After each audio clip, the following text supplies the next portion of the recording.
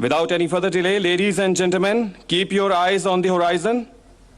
I present to you JF-17, the pride of the nation.